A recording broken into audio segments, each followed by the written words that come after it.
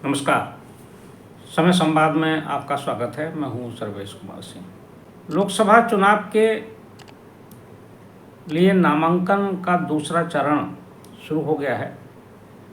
उत्तर प्रदेश में दूसरे चरण में 8 लोकसभा सीटों पर चुनाव होना है। ये 8 लोकसभा सीटें भी उसी तरह से बहुत महत्वपूर्ण हैं गठबंधन के लिए, यानी कि भाजपा और राष्ट्रीय लोकदल के गठबंधन के लिए। सपा और कांग्रेस गठबंधन के लिए भी महत्वपूर्ण है, लेकिन सबसे ज़्यादा महत्व है भारतीय जनता पार्टी और राष्ट्रीय लोकदल के गठबंधन का, क्योंकि जो सीटें हैं ये पश्चिमी उत्तर प्रदेश की ही सीटें हैं।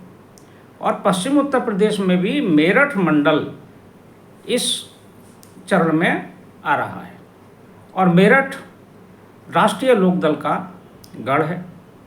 राष्ट्रीय लोकदल का पूरा आधार ही मेरठ है, मेरठ मंडल है। मेरठ से ही राजनीति की शुरुआत हुई है चौधरी चरण सिंह जी की, अजीत सिंह जी की, और जैन चौधरी का भी क्षेत्र यही है। इसी मंडल में मथुरा भी है, इसी चरण में, मंडल में नहीं, इसी चरण में मथुरा भी है। मंडल तो आगरा है, मथुरा भी इसी में आता है। मथुरा भी बहुत महत्वपूर्ण सीट है। एक बार फिर दूसरा चरण भी राष्ट्रीय लोकदल और भारतीय जनता पार्टी के गठबंधन की अग्नि परीक्षा का साबित होगा। इसकी 2 वजह है। एक तो सर्वाधिक राष्ट्रीय लोकदल का प्रभाव क्षेत्र, दूसरा जाट बिरादरी का प्रभुत्व इन्हीं सीटों पर है, जो 8 सीटें हैं। पहले उन 8 सीटों की चर्चा कर लेते हैं, कौन कौन सी 8 सीटें। इसमें एक सीट तो मुरादाबाद मंडल की है, अमरोहा। फिर इसके बाद मेरठ, बागपत, गाजियाबाद, गौतम बुद्ध नगर,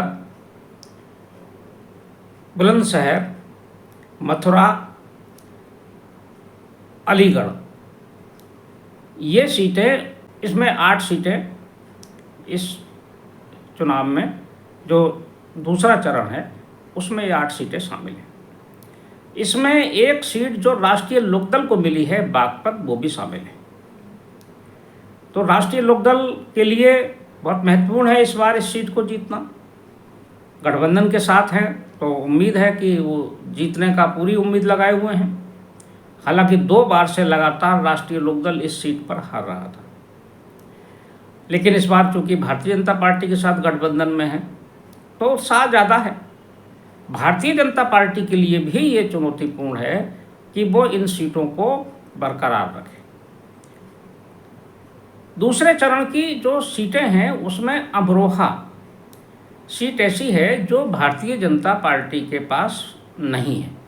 पिछले चुनाव में, मतलब नहीं है का मतलब उन्होंने नहीं जीती थी 2019 में। 2014 में तो जीती थी, कंवर सिंह तंवर जीते थे, लेकिन वो 2019 का चुनाव यहाँ से हार गए थे।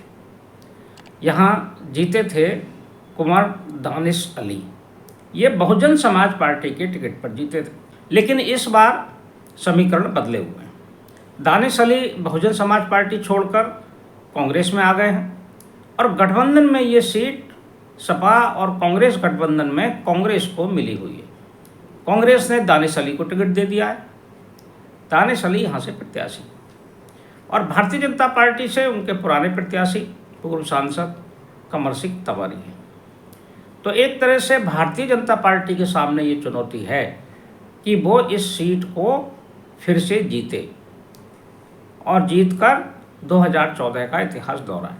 वहीं कांग्रेस और सपा इस प्रयास में रहेगी कि ये सीट विपक्ष के पास थी। पहले सपा और बसपा गठबंधन ने जीती थी, इस बार वो कोशिश करेंगे कि सपा और कांग्रेस गठबंधन जीते। देखते हैं कि इस सीट का क्या समीकरण बनता है आने वाले समय में। अब मेरठ मंडल में मेरठ में भारतीय जनता पार्टी ने बड़ा परिवर्तन किया है। यहाँ भारतीय जनता पार्टी ने अपने पूर्व सांसद, जो 3 बार से लगातार जीत रहे थे, 2009, 2014 और 2019 में जीते, राजेंद्र अग्रवाल बहुत साफ सुथरी छवि के नेता हैं मेरठ के। राजेंद्र अग्रवाल की बैकग्राउंड राष्ट्रीय स्वयंसेवक संघ की है।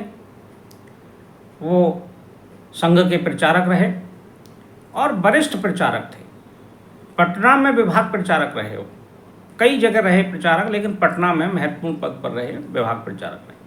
उसके बाद वो प्रचारक जीवन से वापस आकर अपने राजनीति में आए और उन्होंने जीत दर्ज की, लेकिन उम्र के कारण उनका टिकट इस बार संभवतः कटा है। और यहाँ से जो टिकट मिला है वो बहुत महत्वपूर्ण व्यक्ति को मिला है। अरुण गोविल को टिकट दिया है भारतीय जनता पार्टी ने। राम, जिन्होंने रामायण सीरियल में राम का अभिनय किया।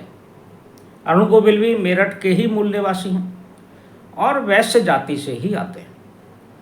वो अपने घर से चुनाव लड़ने आए हैं। एक उत्साह का वातावरण तो है ही, और दूसरा राष्ट्रीय लोकदल का समर्थन है।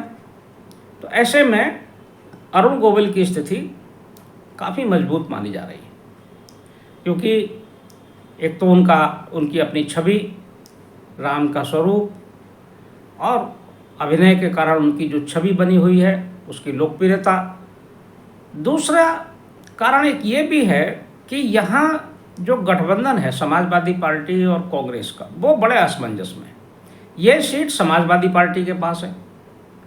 समाजवादी पार्टी ने यहाँ भानु प्रताप सिंह को, अधिवक्ता है सुप्रीम कोर्ट के, बुलंदशहर के रहने वाले हैं, उनको टिकट दिया, मगर उनका विरोध हुआ।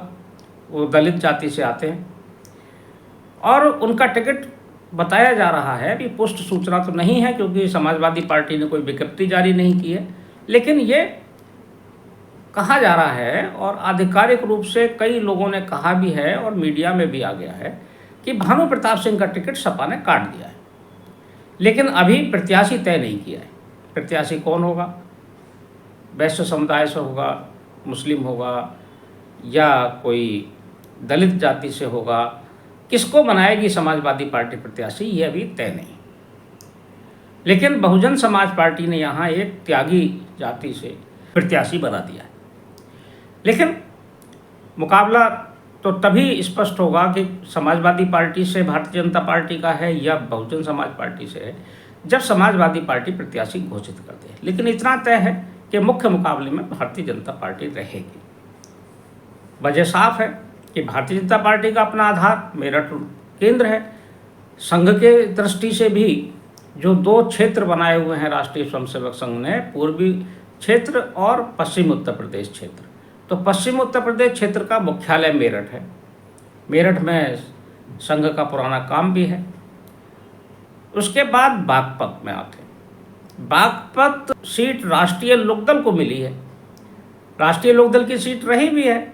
यहाँ से चौधरी साहब जीतते थे, चौधरी चरण सिंह जीते, अजीत सिंह जीते, और उसके बाद जैन चौधरी भी चुनाव लड़े, लेकिन वो जीत नहीं पाए। इस बार चौधरी परिवार से कोई कैंडिडेट नहीं है। जैन चौधरी ने एक बहुत ही सूझबूझ का निर्णय लिया कि ये सीट, जब गठबंधन में 2 सीटें मिली भारतीय जनता पार्टी से, एक बिजनौर और दूसरी बागपत, तो बहुत कयास लगाए जा रहे थे। मीडिया में भी कयास थे, सोशल मीडिया में भी थे, और सभी जगह चर्चा, राजनीतिक हलकों में भी चर्चा थी कि जैन चौधरी खुद लड़ेंगे या उनकी पत्नी चारू चौधरी लड़ेंगी या कोई और परिवार का सदस्य लड़ेगा। लेकिन इन सारी चर्चाओं को दरकिनार करते हुए एक दूरदृष्टि का निर्णय जैन चौधरी ने लिया। उन्होंने अपने बहुत पुराने कार्यकर्ता और जमीनी कार्यकर्ता और समर्पित कार्यकर्ता, जो चौधरी साहब के समय से ही राष्ट्रीय लोकदल के लिए काम करते रहे, कभी इधर उधर नहीं देखा उन्होंने, ऐसे डॉक्टर राजकुमार सांगवान को टिकट दे दिया। डॉक्टर राजकुमार सांगवान बुद्धिजीवी हैं, वो बहुत प्रभावशाली भी हैं, अच्छे वक्ता भी हैं, उनको टिकट दिया है। जाट हैं और उनके मैदान में आने से यहाँ भारतीय जनता पार्टी का भी पूरा सपोर्ट है, क्योंकि गठबंधन में है। तो ये सीट भी इस बार यहाँ मजबूत स्थिति में है गठबंधन के।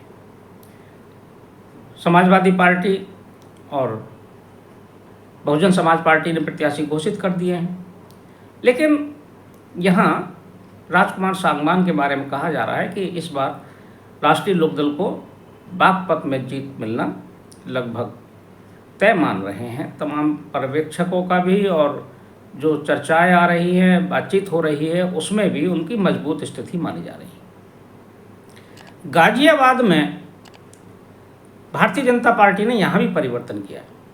गाजियाबाद में जनरल बीके सिंह का टिकट काट दिया। पूर्व सेनाध्यक्ष थे, 2 बार जीते, 2014 में और 2019 में। इस बार वहाँ से व्यापारी नेता और पूर्व मेयर के पुत्र अतुल गर्ग, जो उत्तर प्रदेश सरकार में मंत्री भी हैं, उनको प्रत्याशी बनाया। यहाँ भारतीय जनता पार्टी ने प्रयोग किया है। प्रयोग ये किया है कि अधिकांशतः गाजियाबाद सीट पर ठाकुर प्रत्याशी जीतते रहे। ठाकुर को ही टिकट भी देती रही पार्टी और वो जीतते भी रहे। हालांकि एक बार ऐसा भी हुआ है कि वैश्य जाति से भी जीते हैं, लेकिन अधिकांशतः यहाँ ठाकुर प्रत्याशी ही आए और इस क्षेत्र में ठाकुरों का बाहुल्य भी है। लेकिन पार्टी ने प्रयोग किया है, वैश्य जाति को टिकट दिया है। तो देखना होगा, कांग्रेस की तरफ से यहाँ डॉली शर्मा प्रत्याशी है। ये सीट गठबंधन में कांग्रेस को मिली हुई है, कांग्रेस ने डॉली शर्मा को प्रत्याशी बनाया है। गौतम बुद्ध नगर में डॉक्टर महेश शर्मा फिर प्रत्याशी हैं, 2014 और 2019 में जीते।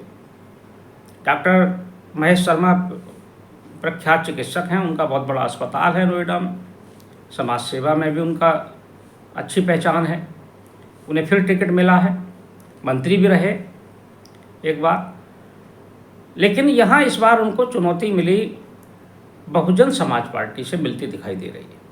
समाजवादी पार्टी भी यहाँ मजबूत स्थिति में रही है, क्योंकि जो प्रत्याशी है समाजवादी पार्टी का वो गुर्जर जाति से। गौतम बुद्ध नगर पर गुर्जर जाति का भी, गुर्जरों का प्रभाव काफ़ी है, इसीलिए गुर्जर जाति से टिकट दिया है इस बार समाजवादी पार्टी ने। वैश्य भी हैं, ब्राह्मण भी हैं जो भारतीय जनता पार्टी के साथ रहे हैं। लेकिन इस बार एक नया प्रयोग बहुजन समाज पार्टी ने भी गौतम बुद्ध नगर पर कर दिया। उसने ठाकुर प्रत्याशी बना दिया, क्योंकि इस क्षेत्र में गुर्जरों के बाद जो सर्वाधिक संख्या है वो ठाकुरों की है। ठाकुर ज़्यादा हैं, लेकिन गुर्जरों से ज़्यादा नहीं है, सर्वाधिक गुर्जर हैं। तो यहाँ मुकाबला त्रिकोणीय होने की पूरी उम्मीद है। इसी चरण में मथुरा भी है। मथुरा हेमा मालिनी को फिर टिकट मिला। 2014 और 2019 में जीतने के बाद कयास लगाए जा रहे थे कि उम्र के फैक्टर में हेमा मालिनी का टिकट कट जाएगा, लेकिन हेमा मालिनी का पहली ही सूची में टिकट घोषित हो गया। वो भारतीय जनता पार्टी की प्रत्याशी हैं। गठबंधन में राष्ट्रीय लोकदल का दावा था मथुरा के लिए भी, लेकिन उनको नहीं मिली सीट, क्योंकि मथुरा पर राष्ट्रीय लोकदल भी अपना दावा करता रहा है, क्योंकि मथुरा भी ये माना जाता है कि जाट प्रभाव की सीट है। हेमा मालिनी भी जाट परिवार से हैं, उनके पति धर्मेंद्र जाट हैं, तो इसी नाते उनको यहाँ प्रत्याशी बनाया गया। यहाँ से 2009 के चुनाव में जैन चौधरी यहाँ से सांसद रह चुके हैं। राष्ट्रीय लोकदल ने जीती थी ये सीट, लेकिन जीती तभी थी जब भारतीय जनता पार्टी से समझौता था। 2009 में भी गठबंधन में थे भारतीय जनता पार्टी और राष्ट्रीय लोकदल, तब जीती थी। लेकिन ये माना जाए कि जाटों का प्रभाव है, इस कारण भी उनको अच्छी बढ़त मिली थी। इस बार हेमा मालिनी फिर से हैं मैदान में। और बहुजन समाज पार्टी ने यहाँ ब्राह्मण प्रत्याशी पर दाव लगाया। ये प्रत्याशी हैं पंडित कमलकांत उपमन्यु। ये पत्रकार हैं और अधिवक्ता भी हैं। पूर्व में भी ये एक बार इसी सीट से लोकसभा का चुनाव बहुजन समाज पार्टी के टिकट पर लड़ चुके हैं। तो ब्राह्मण मतों को देखते हुए मथुरा में, और धार्मिक नगरी है, धर्म नगरी है, आस्थावान लोगों का शहर है और ये क्षेत्र है, तो इसलिए बहुजन समाज पार्टी ने ब्राह्मण चेहरे को यहाँ उतारा है। अलीगढ़ में वही जो पुराने प्रत्याशी हैं भारतीय जनता पार्टी के, सतीश गौतम हैं। गठबंधन की तरफ से विजेंद्र सिंह हैं, चौधरी विजेंद्र सिंह, ये जाट हैं। अब ये चूँकि कांग्रेस से है, तो ये माना जा रहा है कि राष्ट्रीय लोकदल के जो समर्थक हैं वो तो भारतीय जनता पार्टी के साथ चले जाएंगे, लेकिन कुछ कमिटेड लोग भी हैं जो उनकी बिरादरी के, जो हर हाल में विजेंद्र सिंह के साथ ही रहने की बात कर रहे हैं और उधर जाएंगे भी। तो यहाँ भी रोचक मुकाबला होगा। बुलंदशहर सुरक्षित सीट है। बुलंदशहर पर सभी एक ही समुदाय, दलित समुदाय के प्रत्याशी हैं। बुलंदशहर भारतीय जनता पार्टी जीतती रही है और इस बार फिर यहाँ त्रिकोणीय मुकाबले में ये सीट भी रहेगी। तो ये जो दूसरा चरण है, मुख्य रूप से इसमें निगाहें रहेंगी सभी की, आमतौर से वैसे सभी सीटों पर रहेंगी, लेकिन मथुरा, गाजियाबाद, बागपत और मेरठ पर सबसे ज़्यादा निगाह रहेगी, क्योंकि मेरठ में एक बहुत बड़ा नाम अरुण गोविल का है। बागपत में राष्ट्रीय लोकदल का प्रत्याशी है, राष्ट्रीय लोकदल की सीट है, उनकी प्रतिष्ठा जुड़ी है। उधर हेमा मालिनी की वजह से मथुरा धर्मनगरी भी है और हेमा मालिनी का नाम भी है। तो ये सीट ये जो चरण है, ये चरण भी बहुत निर्णायक चरण है भारतीय जनता पार्टी के लिए भी और राष्ट्रीय लोकदल के लिए भी। अब इसमें महत्वपूर्ण यह है कि इस चरण में कितनी सभाएं जयंत चौधरी करते हैं। जयंत चौधरी को इस क्षेत्र में ज़्यादा सभाएं करनी पड़ेंगी। भारतीय जनता पार्टी तो करेगी, लेकिन जयंत चौधरी की अधिकतम सभाएं इस क्षेत्र में लगेंगी, तब माहौल बनेगा। ये सब चीज़ें इतनी आसान भी नहीं है। यूँ ही नहीं मान लेना चाहिए कि अगर गठबंधन हो गया है तो सारा राष्ट्रीय लोकदल का वोट भाजपा को ट्रांसफ़र हो जाएगा और भाजपा का वोट राष्ट्रीय लोकदल को ट्रांसफ़र हो जाएगा। इसके लिए प्रयास करना पड़ेगा दोनों दलों को। उसी तरह से जो कांग्रेस और सपा का गठबंधन है, उसके लिए भी मेहनत करनी पड़ेगी, क्योंकि कांग्रेस का वोट सपा को ट्रांसफ़र हो जाए और सपा का वोट कांग्रेस को ट्रांसफ़र हो जाए। इसके लिए इन लोगों को भी ज़मीन पर उतरना पड़ेगा। लेकिन एक महत्वपूर्ण तथ्य ये सामने आ रहा है कि ये जो विपक्षी गठबंधन है, ये प्रचार में पिछड़ गया है। अभी तो समाजवादी पार्टी टिकटों के वितरण में ही उलझी हुई है, बार बार टिकट बदला जा रहा है। गौतम बुद्ध नगर में तीसरी बार प्रत्याशी बदला गया है।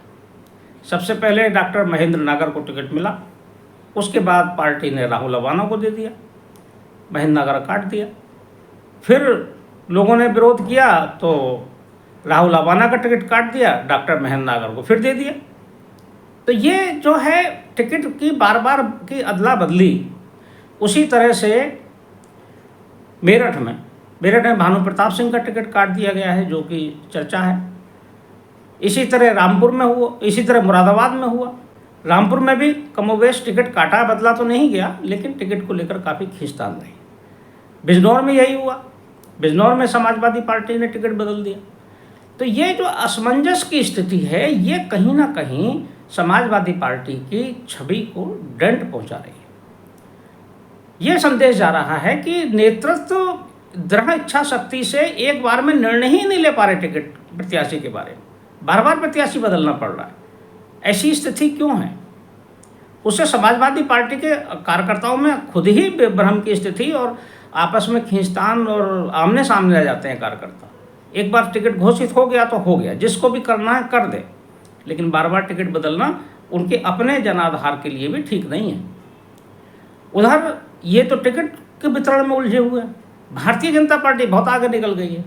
भारतीय जनता पार्टी ने अभी बड़ी सभा तो मेरठ में होनी है मोदी जी की, लेकिन उससे पहले कई सभाएं, छोटी छोटी सभाएं प्रबुद्ध सम्मेलन के नाम पर योगी जी ने कर दी हैं। उत्तर प्रदेश के मुख्यमंत्री ने पूरे पश्चिम के जो ये दोनों चरण हैं, इन दोनों चरण के लगभग पूरे क्षेत्र में कई जगह पर प्रबुद्ध सम्मेलन करके अपना संदेश और अपनी बात जनता के बीच पहुंचा दी और बड़े सुदृढ़ तरीके से और प्रभावशाली ढंग से पहुंचाई है। तो प्रचार में तो भारतीय जनता पार्टी आगे निकल गई विपक्षी गठबंधन से। विपक्षी गठबंधन को भी शुरू करना चाहिए था प्रचार, लेकिन अब वो अभी तो टिकट वितरण में ही उलझे हुए हैं। देखते हैं इस दुविधा से कितनी जल्दी विपक्षी गठबंधन उभरता है। उभरना चाहिए। विपक्ष का मजबूत होना भी जरूरी है लोकतंत्र में। विपक्ष जितना सशक्त होगा उतना ही देश का हित भी होगा, क्योंकि विपक्ष के ऊपर जिम्मेदारी होती है सरकार की कमियों को उजागर करना, सरकार के सामने जो बातें हैं उनको सामने रखना जनता की बातों को लाकर। तो देखते हैं अब इस पूरे 8 सीटों पर क्या स्थिति बनती है। ये सभी 8 सीटें गठबंधन के लिए तो महत्वपूर्ण हैं ही, लेकिन विपक्ष के लिए भी महत्वपूर्ण। समय संवाद में आज बस इतना ही। कल फिर मिलेंगे किसी एक खास विषय के साथ। तब तक के लिए मैं सर्वेश कुमार सिंह आपसे विदा लेता हूँ। नमस्कार।